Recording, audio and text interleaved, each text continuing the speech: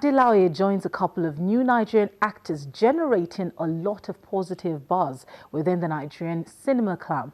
She has not only received accolades for her on-screen dexterity, she has also earned praises for her works on stage. We open the program today with the actress who has also featured in Broadway-style musical on our spotlight today. Unfair? Okay. Tell me, what moves have you made? Laoye was born into a musical family and grew up drawing her inspiration from musical theaters and movies. She went on to study theater arts at the Pennsylvania State University, USA. Well, thanks for your concern. After graduation, she moved to Philadelphia and performed with prestigious theaters such as the Ardent Theatre Company, where she was nominated for a Barrymore Award for Best Ensemble in a Musical in their critically acclaimed production of Caroline. She also apprenticed at America's oldest theater, the Walnut Street Theater. He came home crazy as hell. He tried to get veterans benefits for being in Liberia, but they just kept on putting him in remedial classes. He couldn't read what they done.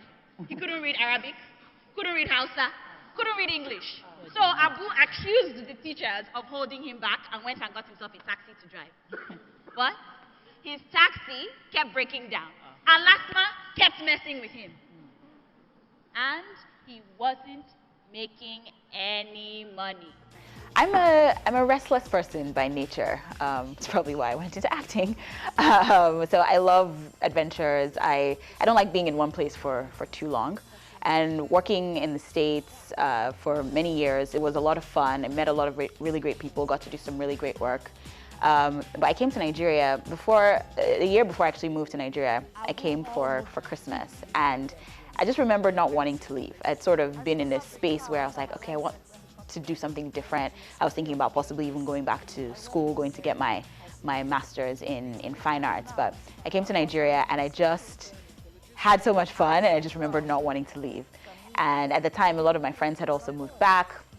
I had met a couple of people in the entertainment industry and just had some really good conversations. And I was like, you know what? I'm sort of trying to figure out what my next step is.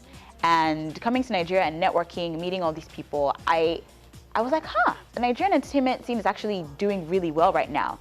And I also just missed my family. I was a little homesick. And I was like, you know what? I think I want to be closer to home for a little bit. So I made a decision and I packed up my stuff, and a year later I moved. She spent some time in New York City, where she worked with Playbill magazine, the official magazine of the American theater industry. She toured with Off-Broad Company Theater Works USA, where she was cast as lead in their production of We the People. Ade moved to Nigeria in 2012 and has since featured in movies and TV series including Victor Sanchez Agawa's Dowry, Seyi Babatokpe's Lunchtime Heroes, and Bolanle Austin Peters' critically acclaimed Broadway-style Nigerian musical Waka. We refer to it in Igbo as Okirikiri Ozule. What does that mean? It means full circle, an unbreakable bond. Guys, let's keep this bond between us. Let's maintain our full circle. Oh, I need you as you need. I think we often make an unfair comparison between how things are here and how they are in the States, for example. They've been doing it much longer than we have. Like you said, there are structures in place to kind of protect the interests of everyone involved. I think here we're still figuring it out. You know, we're still learning. There's still a lot that needs to be done. So are we there yet? No. But are we getting there? Absolutely. So I think it's unfair to say, oh, okay, this is how it's different. I mean, it is different, but the playing field is not the same. So I don't like comparing the two. But I do think we are getting there. Our movies are getting better. I think more and more structures are being put into place to protect the interests of everyone involved.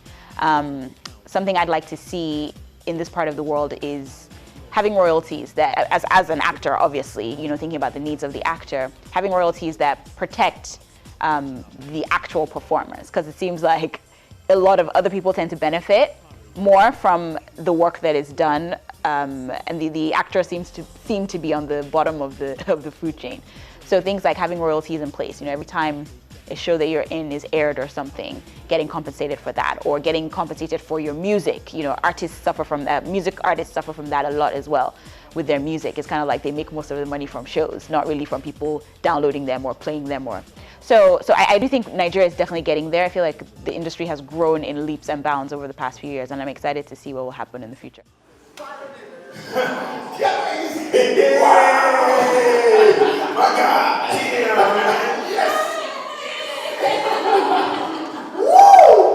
Guys, finally we are through. I know, I almost can't believe it. And for crying out loud, I'm a doctor! And I'm not just a doctor, but I am the first doctor in my family. I trained on stage, so stage will always have a special place in my heart. I'm a stage baby, but they're very different. But I do think they're actually more similar than they are different, because at the end of the day, what we're doing is acting. What we're doing is telling a story. Whether it's on TV, whether it's on stage, whether it's a movie, we're telling a story. We're creating a character. We exist in this particular world that we've created. What's different is the medium. So like on stage, it's me in front of a crowd.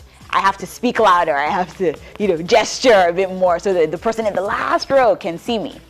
On TV, the camera is really close to your face. You don't have to speak as loudly. You don't have to gesture as much because the camera picks up all the little nuances.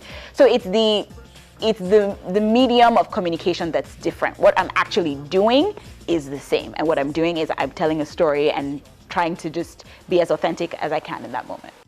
Oh yeah. Oh yeah. Oh. Where are you going? Tess, what? What is going on with you? You just went and disappeared. You couldn't call, you couldn't text. No one knew where you were. In 2016, she took on the political role in the acclaimed telenovela Hush. As Oye, Ade created a polar character which earned her critical accolades. Exactly do you want me to say? What is wrong with you, Ade? See, not now. Not now, I beg. Not now. Wait, you're going to take Folahan's side? After what he did to Ariola? How is that any of my business? Ade, she was your stepmother. No, she wasn't. Stop looking at me like that, you know what I'm saying. The whole marriage was a sham. She knows this. She was just using us for a stupid election. Well, Oye on Hush, I fell in love with her the first time I heard about her. Before I actually even started reading scripts, I'd been having conversations with the directors and the writers, just trying to get a sense of who she was. I love Oye because she is so independent and she's spunky and she's fierce and she's a very layered and complex character. I think we share quite a bit of things in common, personality-wise, but she's also very controlling and she's also very stubborn, and things need to happen the way they need to happen in her mind. She doesn't care about anything else. She's very, very focused and very driven. So, I think just understanding sort of who she was and understanding how she relates to the other characters in the show, because she's one of the characters that kind of hops about quite a bit. And she's connected in one way or another to almost everybody in the series. So, understanding her relationship to the other characters kind of helped me really get to figure out how exactly to portray her.